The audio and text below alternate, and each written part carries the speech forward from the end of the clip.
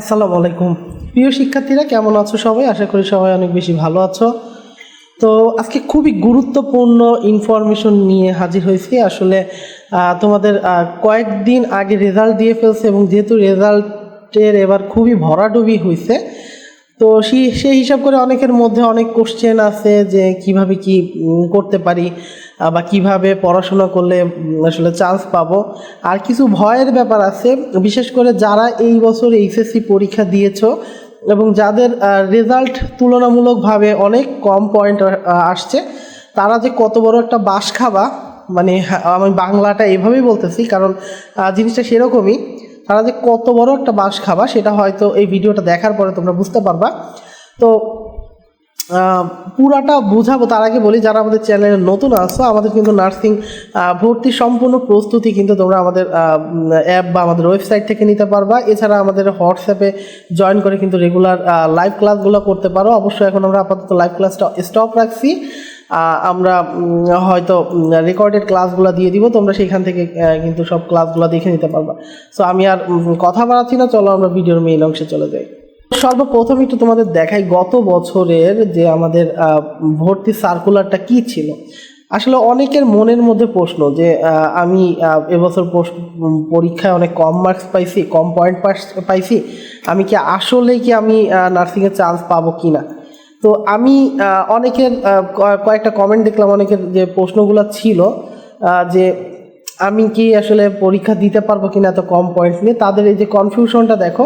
আমরা আসলে বিচার বিবেচনা করি সব সময় গত বছরেরটা দিয়ে, অর্থাৎ গত বছর দেখো 2.50 এর কম, মানে 2.50 সর্বনিম্ন পাইলে সে হচ্ছে পরীক্ষা দিতে পারছে, যে কোনো মিডওয়াইফারি বা ডিপ্লোমা যে কোনোটাই সে পরীক্ষা দিতে পারছে।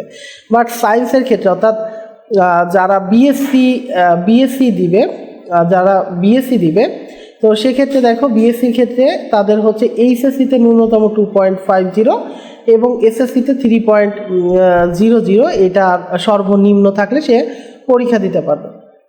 সো আশা করি এই জিনিসটা বুঝতে পারছো যে গত বছর যেহেতু সর্বনিম্ন 2.50 ছিল এইচএসসিতে, এবছরও 2.50 থাকলেই তুমি পরীক্ষা দিতে পারবে। কিন্তু আসল ঘটনাটা ঘটে কোথায় দেখো।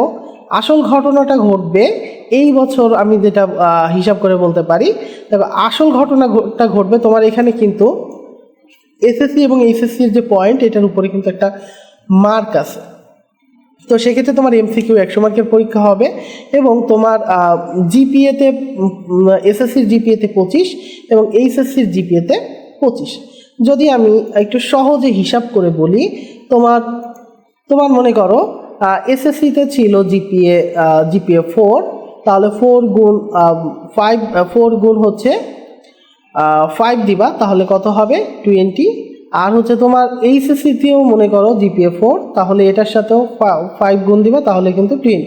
টোটাল তোমার মার্ক আসবে 40। এটা কিন্তু 50-এর মধ্যে এই 40 মার্কটা আসবে এবং এই 40 মার্ক কিন্তু তোমার মেইন মার্কের সাথে যুক্ত হবে। অর্থাৎ তোমার এমসিকিউতে 100-র মধ্যে তুমি যদি পাও 70, তাহলে তোমার টোটাল মার্ক হয়ে যাবে কিন্তু এই 40 যোগ করলে হয়ে যাবে হচ্ছে 110। তো এই জায়গাটায় আমি কেন বললাম যে এবারের স্টুডেন্টরা, পরীক্ষার্থীরা বাস খাবে, সেটা হচ্ছে তোমরা একটু খেয়াল করে দেখবা গত বছর এবং তার আগের বছর স্টুডেন্টরা কিন্তু বেশ ভালো রেজাল্ট করছে। বিশেষ করে গত বছরের তুলনায় তার আগের বছর কিন্তু অনেক ভালো রেজাল্ট করছে, মানে এতটা চাপায়নি। এবার যেভাবে অনেক চাপাচাপি করে মার্ক দিছে বা যেভাবে এত পরিমাণ ফেল করাইছে, এটা কিন্তু গত বছর বা তার আগের বছর কিন্তু এত করে নাই। সো যেহেতু গত বছর রেজাল্ট আলটিমেটলি ভালো ছিল বা তারা আগের বছরও ভালো ছিল, তার মানে নার্সিং পরীক্ষাটা তুমি কিন্তু গতবারের সার্কুলার অনুযায়ী তো 3 বার দেওয়া যায়। অর্থাৎ তুমি মনে করো এবার এইচএসসি পাস করছো, এবার দিতে পারবা, তার এর আগের বছর যারা এইচএসসি পাস করছে তারাও দিতে পারবে, তার আগের বছর যারা এইচএসসি পাস করছে তারাও দিতে পারবে। অর্থাৎ প্রথম যারা দেয় তারা ফার্স্ট টাইমার, দ্বিতীয় যারা দেয় তারা সেকেন্ড টাইমার, তৃতীয় যারা দেয় তারা হচ্ছে থার্ড টাইমার। তো এখানে সেকেন্ড টাইমার এবং থার্ড টাইমাররা কিন্তু তোমার থেকে বেশ ভালো করে যাবে। তুমি মনে করো 70 মার্ক পাইছো আর একটা থার্ড টাইমার সেও 70 মার্ক পাইছে, বাট তোমার এইখানে, আচ্ছা এখন খেয়াল করো, মনে করো যদি একটা ফার্স্ট টাইমার সে পাইছে হচ্ছে 70 মার্ক, যে সেকেন্ড টাইমার সেও মনে করো পাইলো 70 মার্ক। আর যে থার্ড টাইমার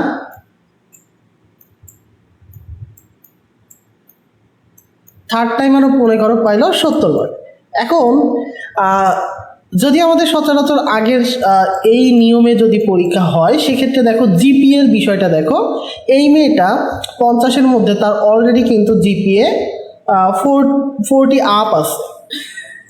আবার এরও মনে করো সেকেন্ড টাইমার, ওরও যেহেতু একটু তুলনামূলক রেজাল্ট খারাপ হয়েছে, ওর মনে করো 38 আছে, বাট ওর সেখানে আছে কিন্তু 35 বা 36, মানে আমরা হিসাব করে একটা অ্যাভারেজে ধরলাম। তাহলে দেখো অলরেডি এইখানটায় কিন্তু থার্ড টাইমার কিন্তু যে সে একটু পড়াশোনা করে কিন্তু চান্স পেয়ে যাবে। সেকেন্ড টাইমার সে কিন্তু আরেকটু বেশি পড়াশোনা করে তার চান্স পালো, কিন্তু থার্ড টাইম মানে ফার্স্ট টাইমার যে তার কিন্তু একেবারে অনেক বেশি পড়াশোনা করে, কিন্তু কারণ এইখানে কিন্তু 5টা মার্ক পেতে কিন্তু অনেক কষ্ট করতে হয়, এই 5টা মার্ক কিন্তু সে গ্যাপে আছে। তার মানে একই 70 মার্ক 3 জনেই পাইতেছে, সেই জায়গাটায় থার্ড টাইমার কিন্তু চান্স পেয়ে যাইতেছে। এই ব্যাপারটাই আমি আসলে বোঝানোর চেষ্টা করতেছিলাম যে আসলে এই জায়গাটায় ফার্স্ট টাইমার যারা এবছর এইচএসসি পরীক্ষা দিয়েছে তারা এই জায়গাটা একটা ভীষণ বড় বাস খাবে, এটা আমি ব্যক্তিগতভাবে মনে করি। এবং আসলে এটাই ঠিক, কারণ কি একটা বিষয় হচ্ছে জিপিএটা এখানে একটা বড় ফ্যাক্টর হিসেবে কাজ করবে। তবে যতদূর শুনতে পারছি এবছর হয়তো জিপিএটার মার্কটা হয়তো কমাতে পারে, এটা 10 বা 20 হতে পারে। এ বিষয়ে কিন্তু বিস্তারিত পরে আমরা আবার আলোচনা করব, বাট আমার মনে হয় মেইন থিমটা আসলে বোঝাতে পারছি। তো এই ছিল ভিডিও। আমাদের আরও নতুন যে ইনফরমেশনগুলো আসবে সামনে সেগুলো নিয়ে আমরা কথা বলবো, বিশেষ করে জিপিএটা হয়তো কমাতে পারে। তো এই নিউজগুলো হয়তো যারা সাবস্ক্রাইব করা নাই তারা কিন্তু এটা আসলে সহজে সামনে পাবে না। সো এখন থেকে যদি কোনো নার্সিং রিলেটেড যে প্রশ্নগুলোর অ্যান্সার বা আমাদের যে নার্সিং প্রস্তুতিগুলো আছে এগুলো যদি নিতে চান আমাদের চ্যানেলটা কিন্তু সাবস্ক্রাইব করে রাখতে হবে। তো এখনও যারা চ্যানেলটা সাবস্ক্রাইব করে ফেলেনি চ্যানেলটা সাবস্ক্রাইব করে ফেলেন। আমাদের অ্যাপ ব্যবহার করে কিন্তু আনলিমিটেড পরীক্ষা দিতে পারবেন, যত খুশি তত। এছাড়া আমাদের ওয়েবসাইটের ওয়েব ভার্সন থেকেও কিন্তু আনলিমিটেড পরীক্ষা দিতে পারবেন। আমাদের কোর্সটা কিন্তু আমরা টোটালি পাবলিক করে দিছি, ফ্রি করে দিছি। তো যারা এখনও জয়েন করেন নাই হোয়াটসঅ্যাপে তারা হোয়াটসঅ্যাপে নক করে কিন্তু আমাদের কোর্সে জয়েন হতে পারেন। সো এই ছিল ভিডিও, পরের কোনো ভিডিওতে দেখা হবে। ততক্ষণ সবাই ভালো থাকবেন, সুস্থ থাকবেন। আল্লাহ হাফেজ সবাইকে।